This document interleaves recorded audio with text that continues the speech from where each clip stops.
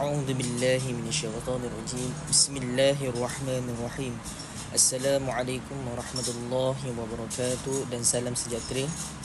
Pada hari ini saya akan membentangkan mengenai sebuah kitab yang sangat penting dalam bidang akidah Islam, iaitu kitab Al-Arba'in fi Usuluddin, karya seorang tokoh ilmu Islam yang sangat terkenal, iaitu Imam Fakhruddin Ar-Razi rahimahullah ta'ala. Pengenalan kitab Arba'in fi Usuluddin merupakan salah satu karya utama dalam disiplin ilmu akidah dan usuluddin. Perkataan Al-Arba'in bermaksud 40, manakala Usuluddin bermaksud dasar-dasar agama. Kitab ini dinamakan sedemikian kerana pengarang menghimpunkan sekitar 40 perbahasan penting berkaitan asas-asas akidah Islam. Kitab ini ditulis bagi menjelaskan prinsip-prinsip akidah ahli sunnah wal jamaah melalui pendekatan rasional, dalil naqli daripada Al-Quran dan hadis serta hujah akal yang mendalam. Karya ini menjadi rujukan penting dalam tradisi ilmu kalam dan digunakan oleh para ulama dalam membahaskan persoalan ketuhanan, kenabian, alam akhirat serta isu-isu berkaitan keimanan.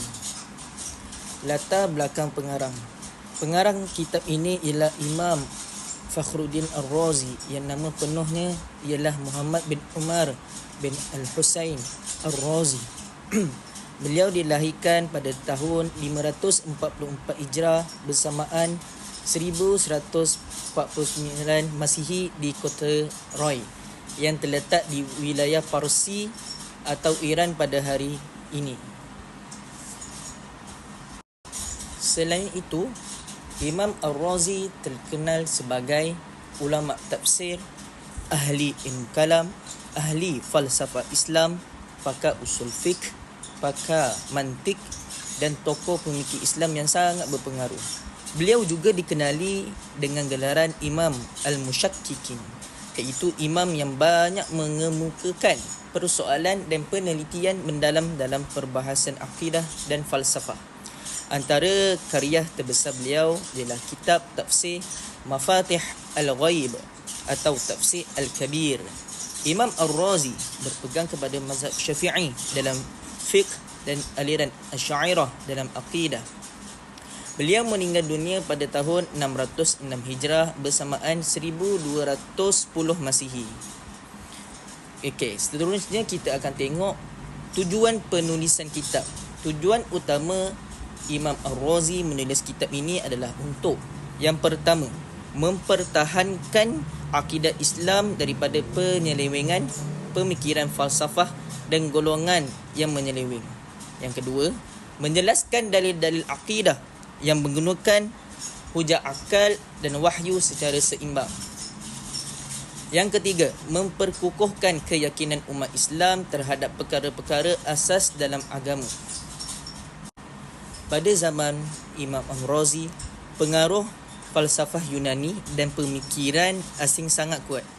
Oleh disebabkan itu, beliau menggunakan pendekatan logik dan rasional untuk menjawab syubhah serta kekeliruan yang timbul dalam masyarakat. Yang keempat, kandungan utama kitab. Kalau kita tengok di sini, kitab ini membincangkan banyak topik penting dalam ilmu usuluddin dan akidah Islam. Antara kandungan utamanya ialah yang pertama, perbahasan tentang kewujudan Allah Subhanahu Wa Taala, di mana Imam Ar-Razi membuktikan kewujudan Allah Subhanahu Wa Taala melalui dalil akal dan dalil daripada Al-Quran. Selain itu, beliau menjelaskan bahawa alam ini bersifat baharu dan setiap yang baharu pasti mempunyai pencipta. Beliau turut menolak kefahaman etisme serta golongan yang menafikan kewujudan Allah Subhanahu Wa Taala. Yang kedua, sifat-sifat Allah. Beliau membahaskan sifat wajib, mustahil dan harus bagi Allah Subhanahu Wa Taala. Imam Ar-Razi menegaskan bahawa Allah Subhanahu Wa Taala memiliki sifat kesempurnaan seperti qudrah, iradah, ilmu, hayat, sama', basar dan kalam. Dalam masa yang sama, Allah Subhanahu Wa Taala itu maha suci daripada sifat kekurangan dan persamaan dengan makhluk. Yang ketiga, kenabian dan kerasulan. Imam Ar-Razi menjelaskan keperluan manusia kepada para nabi dan rasul sebagai pembimbing menuju kebenaran. Beliau turut membincangkan mukjizat sebagai bukti kebenaran para nabi. Selain itu, beliau menegaskan dan menerangkan sifat-sifat wajib bagi rasul seperti siddiq, amanah, tabligh dan fatanah. Yang keempat, hari akhirat. Kitab ini juga menghuraikan perkara berkaitan kebangkitan selepas mati, hisab, syurga, neraka dan balasan amalan manusia.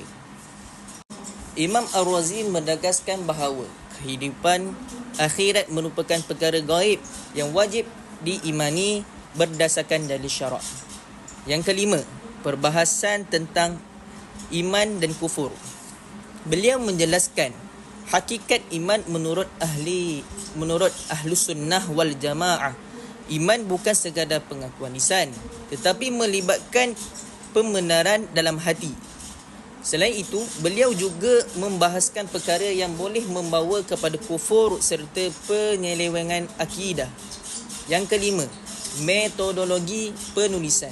Antara keistimewaan kitab ini adalah metodologi penulisannya, di mana Imam Ar-Razi menggunakan gabungan dalil naqli daripada Al-Quran dan hadis, dalil akli atau hujah logik, seterusnya pendekatan ilmu kalam dan juga analisis falsafah. Beliau sering mengemukakan persoalan, kemudian menjawabnya satu persatu secara ilmiah dan mendalam. Kaedah ini menunjukkan kekuasaan ilmu beliau serta kemampuan beliau mempertahankan akidah Islam melalui pendekatan intelektual. Yang keenam, keistimewaan kitab. Antara keistimewaan kitab Al-Arba'in fi Usuluddin ialah yang pertama, kitab ini membahaskan akidah secara sistematik dan tersusun. Yang kedua, penggunaan hujah akal yang kuat bagi menyokong dalil syarak. Yang ketiga, kitab ini menjadi rujukan penting dalam tradisi ilmu kalam Islam. Yang keempat, ia membantu umat Islam memahami asas keimanan secara lebih mendalam dan rasional. Okey, seterusnya poin yang ketujuh, kita akan tengok kritikan terhadap kitab. Walaupun kitab ini sangat berpengaruh, terdapat juga sebahagian ulama yang mengkritik pendekatan Imam Ar-Razi kerana terlalu banyak menggunakan ilmu kalam dan falsafah. Namun begitu, majoriti ulama mengiktiraf keluasan ilmu beliau serta sumbangannya dalam mempertahankan akidah Islam daripada serangan pemikiran asing. Akhir sekali, kesimpulannya. Sebagai kesimpulan, kitab Al-Arba'in fi Usuluddin karya Imam Fakhruddin Ar-Razi merupakan karya penting dalam bidang akidah dan usuluddin. Imam Fakhruddin Ar-Razi berjaya menghimpunkan perbahasan asas agama dengan pendekatan ilmiah yang mendalam melalui gabungan dalil wahyu dan hujah akal. Kitab ini bukan sahaja menjadi rujukan utama terdahulu, malah ia masih relevan untuk memahami pemikiran akidah Islam pada masa kini.